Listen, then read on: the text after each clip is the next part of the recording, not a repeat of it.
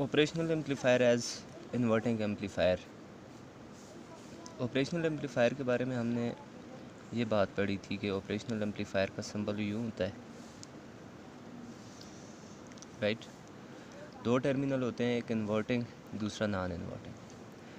ये input terminal है, यानी कि इनपुट को हम इस टर्मिनल के ऊपर भी प्रोवाइड कर सकते हैं, इस टर्मिनल के ऊपर भी प्रोवाइड कर सकते हैं। ये नॉन इन्वर्टिंग है, ये इन्वर्टिंग है, ठीक है। इन्वर्टिंग का मतलब है जो आउटपुट देगा उसका फेज़ इनपुट से 180 चेंज होगा, 180 फेज़ शिफ्ट के साथ आउटपुट देगा। और नॉन इन्वर्टिंग जिस फेज़ के साथ इनपुट है उसी फेज़ के साथ आउटपुट भी मिलेगी। ये हमारे पास आउटपुट है यहाँ पे, राइट। कॉन्फ़िगरेशन वाइज जैसे कल हमने इसको देखा था, कॉन्फ़िगरेशन में वो यूँ था कि एक रजिस्टर यहाँ पर लगाया हुआ है हमने, आउटपुट रजिस्टर R2 कहते हैं। एक रजिस्टर यहाँ पे लगाया हुआ है R1, ठीक है। ये एम्पलीफिकेशन या एम्पलीफायर के तौर पे जब इस्तेमाल करते हैं, ये हमारे पास आउटपुट है।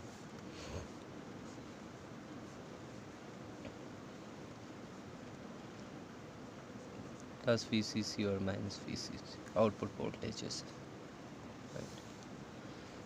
अब जब हम इसको नॉन इन्वर्टिंग के तौर पे इस्तेमाल करते हैं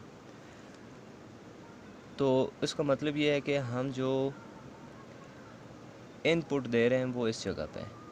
ये इनपुट है सिग्नल, इनपुट सिग्नल, ये V इनपुट है, ये ग्राउंड है, ये पोटेंशियल है, इनके दरमियान जो डिफरेंस है इनपुट पोटेंशियल, यानी इनपुट सिग्नल यहाँ पे प्रोवाइड करें नॉन इन्वर्टिंग के ऊपर।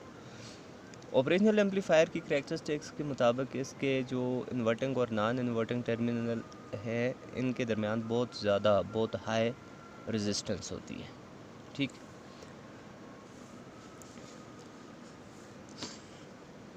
अब जब नॉन इन्वर्टिंग के तौर पे इस्तेमाल करें, इनपुट पोटेंशियल हम नॉन इन्वर्टिंग टर्मिनल के ऊपर दे रहे हैं, जो इन्वर्टिंग टर्मिनल है उसको ग्राउंड करें, ये फ़र्क है। जब इन्वर्टिंग के तौर पे इस्तेमाल करते हैं तो यहाँ पे पोटेंशियल देते हैं, ये ग्राउंड होता है।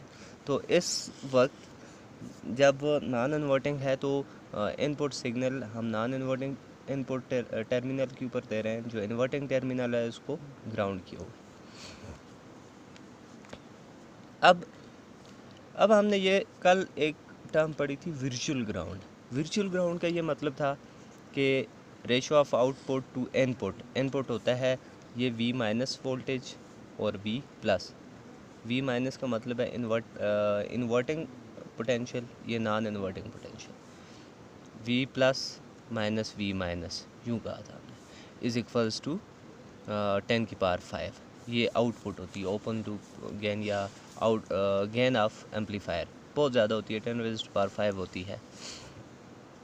यहाँ से हमने ये कहा था कि अगर हम V प्लस ऐसे कर दें, V plus minus V minus, यानी कि इसको इधर ले गए हैं तो हमारे पास आ जाएगा V आउटपुट पोटेंशियल हमेशा 12 होती है, प्लस माइनस 12 होगी, डिवाइड बाई 10 की पावर 5।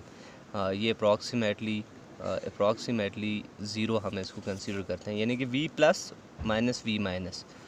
इन्वर्टिंग और नॉन इन्वर्टिंग पोटेंशियल के दरमियान जो फ़र्क होता है ऑलमोस्ट 0 का होता है, क्योंकि 12 तक़सीम 1,00,000 बहुत छोटी क्वांटिटी होती है जिसको हम इग्नोर कर सकते हैं।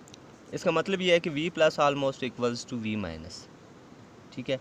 तो कल हमने ये कहा था कि या V minus almost equals to V plus. कल हमने V प्लस को यानी कि नॉन इन्वर्टिंग को ग्राउंड किया था, तो हमने कहा था अगर V प्लस ग्राउंडेड है तो V माइनस भी आलमोस्ट ग्राउंडेड होगी, 0 होगी। ये था वर्चुअल ग्राउंड। आज हमने क्या किया हुआ है आज हमने ये किया हुआ है कि जो हमारे पास V प्लस है ये इनपुट पोटेंशियल है, यहाँ ये Vn के बराबर है, इसको ये Vn दिया हुआ है, इसका इनपुट पोटेंशियल दिया हुआ है। इसका मतलब अगर V प्लस Vn के बराबर है तो V माइनस भी आलमोस्ट इनपुट के ही बराबर होगा, ठीक है। ये वर्चुअल ग्राउंड कंसेप्ट को ही इस्तेमाल कर रहे होते हैं, ठीक है, ये जहन में रखें। अब हम करंट्स की बात करते हैं। देखें ये करंट पहले इस रजिस्टर में जो करंट है I1, इसकी बात करें। ओम लॉ के मुताबिक जो करंट I1 होगा दैट इज़ इक्वल्स टू इस रजिस्टर के एंड्स के क्रॉस पोटेंशियल डिफरेंस, इधर का पोटेंशियल होगा 0 क्योंकि ये ग्राउंड किया हुआ है, इस एंड का पोटेंशियल होगा माइनस वी माइनस के बराबर होगा, V minus divided by resistance R1, क्योंकि करंट ओम लॉ के मुताबिक current is equals to potential difference divided by resistance इसके बराबर होता है। तो पोटेंशियल डिफरेंस का मतलब है इस रेजिस्टेंस के एंड्स के क्रॉस पोटेंशियल डिफरेंस क्या है। तो इस साइड पे पोटेंशियल है ज़ीरो, क्योंकि ये ग्राउंड किया हुआ है, इस साइड का पोटेंशियल है वी माइनस, तो zero minus V minus divide by R1। अब हमने ये कहा था कि ज़ीरो माइनस वी माइनस किसके बराबर का है, वी माइनस को हमने कहा है कि ये इनपुट पोटेंशियल के बराबर है डिवाइडेड बाय R1, यानी कि I1 की वैल्यू आ जाएगी minus we input divided by R1, इसके बराबर आएगी। ये पहला करंट है। दूसरे रजिस्टर में जो करंट होगा वो I2 होगा।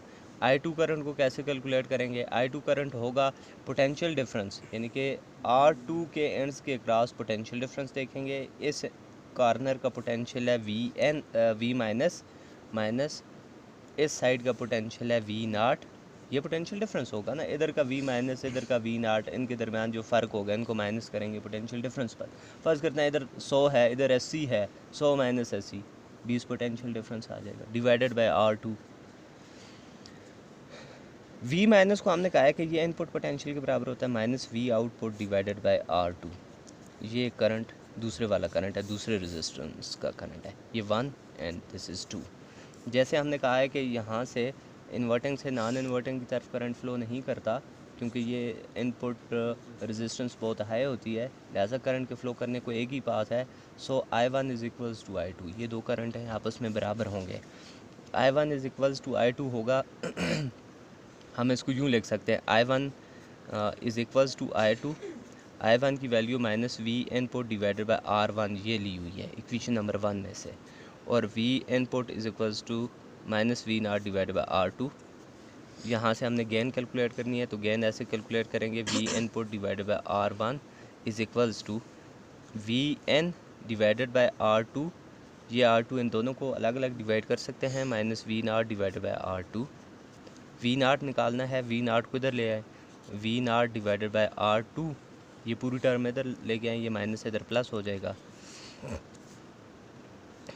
ये माइनस था इधर लाया प्लस, ये इधर माइनस था तो उधर जाएगा तो प्लस हो जाएगा, ठीक है, ऐसे ही होगा we N divided by R1। अब इसमें से V naught divided by R2 is equals to, इन दो में से कॉमन लें, वी इनपुट अंदर बच जाता है 1/R2 प्लस 1/R1, ये बच जाएगा। अब इसको यूँ सॉल्व करें, यहाँ पे ही सॉल्व कर देता हूँ मैं इस जगह पे।